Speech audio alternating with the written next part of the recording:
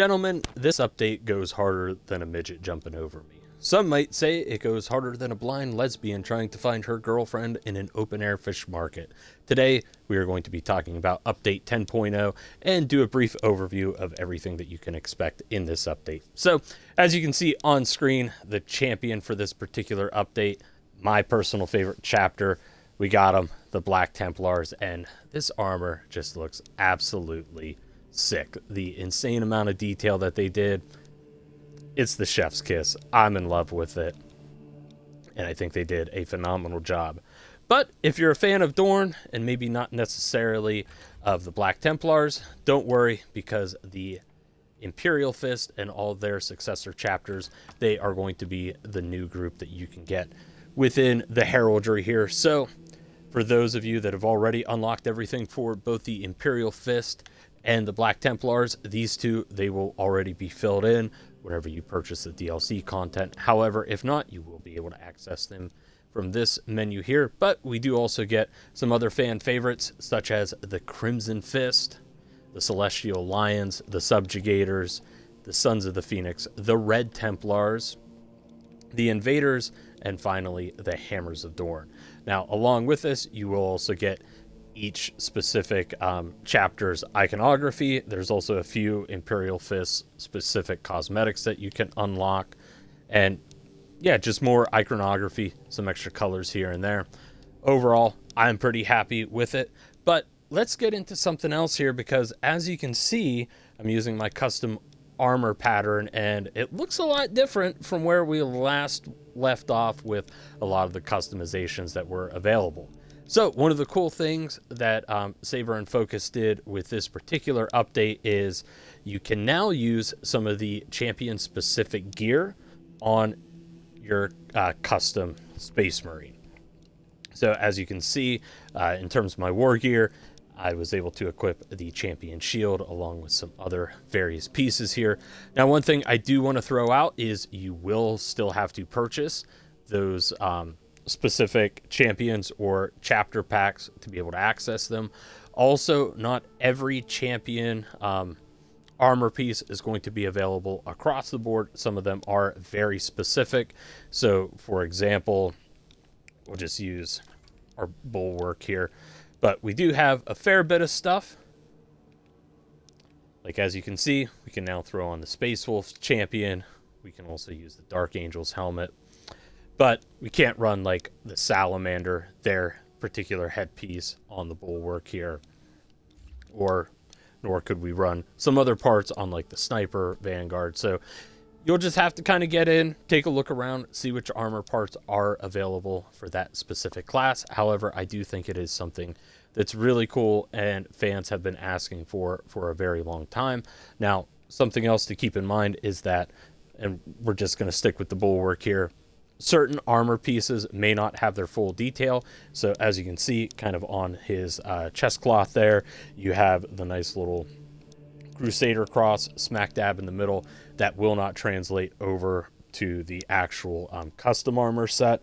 That will still be unique to the champion skin, and that will follow through with a couple armor pieces here and there. But overall, have a lot of fun mixing and matching them, and I personally look forward to seeing what all everybody out there creates, because I know the fans have done some really amazing stuff.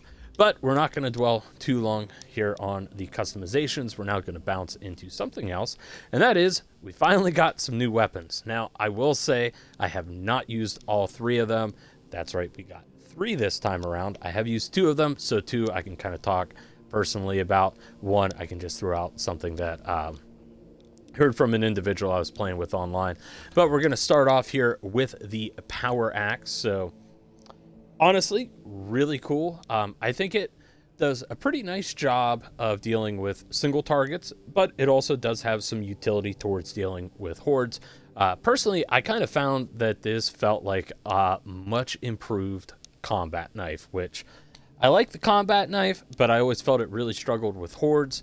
But was really good on just a single target. I feel like this kind of follows in the same vein, but does open up some more options should you have a large crowd on you.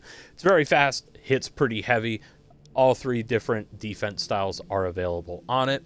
Now, one thing I will throw out is I know power axe and power sword sound very similar. However, this one does function very differently. You do not have to manually switch back and forth between the different stances. There is another stance for this. However, it just naturally flows through with the combos. And overall, the power axe, it's a hell of a lot of fun. Now, the power axe itself is going to be available on 3 classes, that being, of course, the Bulwark, Vanguard, and finally Assault. So you will have access to the new weapon on at least 3 out of the 6 classes. However, we got 2 additional weapons. They're both rather similar, but the first one is going to be exclusive to the tactical. That is the Pyro Blaster. It's exactly what it sounds like. It's a flamethrower. So, you know, if maybe you've gotten bored of slicing up heretics or just blowing mutants up with ungodly overpowered weapons, well, hey, now you can light those mutants on fire, which I'm not going to tell you no. Also, I've had a lot of fun with it. As you can see, I only have it up to Master Crafted, so I haven't really got to mess around with all the higher variants of it. Overall, though, I've been having fun, really fun when it comes to dealing with hordes. And if you are a fan of it, but you also like the heavy and you wanted something a little bit bigger, there's the Pyro Cannon that has been attached to the heavy. This is the only one that I have not personally messed with. However, whenever the update did come out, I was playing with another individual on the new operation, which we'll discuss that here in a moment. I asked him what he thought about it. He was having a good time. Then again, you know, if you're burning heretics, are you really ever having a bad time? That's the question that I asked. But yeah, he seemed to enjoy it, so I'm looking forward to it myself. Just have a couple friends that are working on their specific heavies right now, so that'll be something that whenever that frees up, I'll be jumping in and messing around with myself. Now, a couple other things, though, that we did get, and we'll run through them here real quick. But as you can see here, let me pull it up. Up at the top right, we do have a new form of currency, and you may have already noticed that there is a new subsection here on kind of the ranking system for the weapons, and that is heroic. Now, you may have already caught that there is not a heroic variant available yet for each individual weapon. I imagine they are going to be rolled out with future updates. But that being said, we do have a couple that are out right now. In order to access them, you simply pull up the Refinement and Redemption, or if you want to, you can go talk to this little Mechanicus guy right over there. He does look very lonely, but they are a weird group of people, so he can stay lonely. But either way, you can pull it up here, and that's what the new currency will be going towards. We'll pull up the full menu here.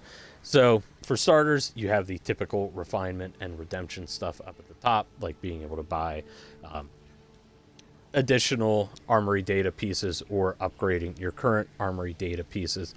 However, we do have the new heroic tier weapons and customization items, along with some other customization items that are no longer available or were time sensitive. So real quick, what the heroic weapons do is they are a more enhanced version of the relic. However, they each come with their very own special benefit. Now, I haven't got to unlock any of them just yet, so I can't say for sure if they're good or they're bad. I am very excited, though, to try them out. First, we have the Combi Melta, which is the little Melta pistol. And anytime, or I'm sorry, not the Melta pistol, the actual Melta rifle, or yeah, the bolt rifle. There we go. But it has an alternative Melta firing mode that can be accessed anytime you're looking down through the scope. Then we have the Xeno phase blade, which is commonly used by Necrons, to my understanding. So rather interesting to see them bring that over for the power sword. But your power rakes and waves, they're going to be much wider, and they're going to deal 20% more damage, which should hopefully give those of you like myself that love the power sword some more options when it comes to dealing with hordes.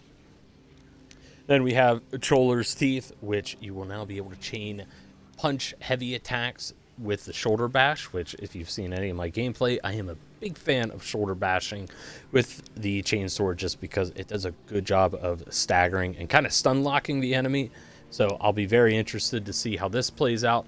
Then we have the honorific bolt pistol, which will actually change it from being a standard semi-automatic to a 3-round burst.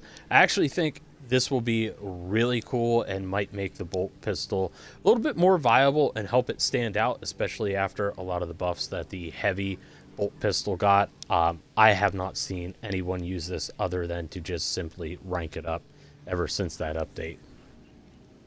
Then we have the Power Gladius, which is rather interesting. So anytime that you complete a perfect dodge, your next strikes, they're going to deal up to 75% more damage, which can be stacked up to 3 times. So if the quick math I'm doing in my head is correct, that will be an additional 225% damage, meaning I would imagine the combat knife could get very seriously deadly really quick.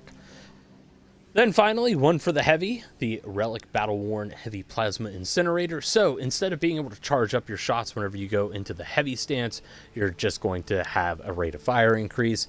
Honestly, out of everything that I've read on them so far, this is the one that I'm kind of least interested in, but it might just be a new, fun, unique way to play with the Heavy Plasma Incinerator. On top of that, we also have some additional armor pieces over here, which truthfully look so beautiful, but as you can see, they do cost a little bit, and we will talk more about how to earn that currency here shortly. But also some of the other timed events, such as Sergeant Matreus's breastplate and Iron Halo, which were originally Twitch drops, they are now purchasable through the the refinement section, just with in-game currency, so you don't have to spend any additional money. So if you do kind of want to LARP around as, you know, a badass ultramarine, you'll have some additional cosmetics for that as well. And I would imagine any future time-sensitive events will somehow find their way into this little category here.